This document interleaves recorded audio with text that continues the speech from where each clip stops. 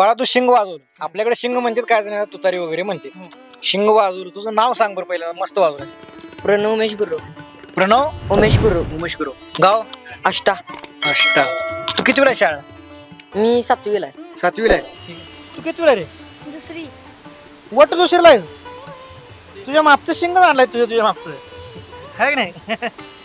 तुझं नाव सांग. गंधर्व राजेश गंधर्व राजेश गुरव. गुरु. रणशिंग फुंकणाऱ्या व्यक्तीला जोरदार श्वासाची ताकद लागते, पण हेच रणशिंग वाजवले आष्ट्यातील गुरव कुटुंबातील या मुलानं.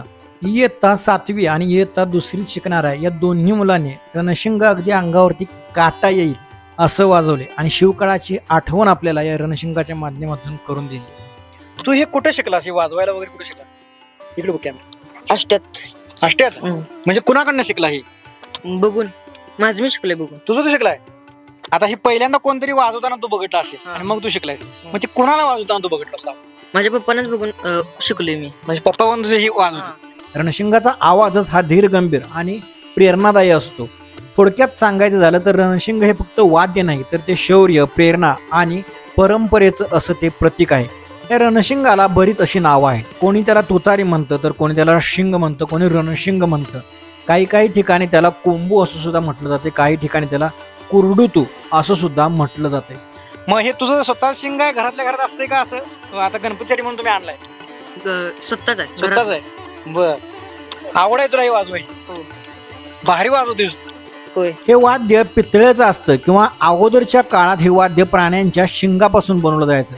मात्र आता हे वाद्य पितळेच्या धातूपासून बनवलं जाते. आता सध्या जर बघायला गेलं तर मिश्र धातूमध्ये सुद्धा तुताऱ्या बऱ्याच बनवल्या जातात. छत्रपती शिवाजी महाराजांच्या काळात सुद्धा आणि इतर राजांच्या सैन्यात सुद्धा रणशिंग फुंकली जायची.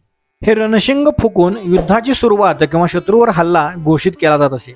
आता आज गणपतीच्या पुढे तू शिंग वगैरे वाजवले. आता गणपती सोडून असं कुठं वाजवायला वगैरे शिंग वाजवायला बोलत का तुला काही? बोलतच की.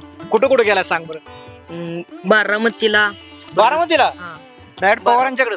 बारामतीला, पुण्याला, परत कमलला. होय.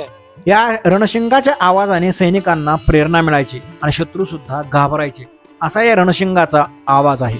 आता हे रणशिंग बऱ्याच धार्मिक कार्यामध्ये, मिरवणुकीमध्ये, देवदेवतांच्या यात्रामध्ये रणशिंग वाजवलं जातं. विशेष करून महाराष्ट्रामध्ये हे रणशिंग खूप फेमस आहे. महाराष्ट्रातील वारी असो, दिंडी असो, यात्रा असो, गाव जत्रा असो, यामध्ये रणशिंग हे ऐकू येतच.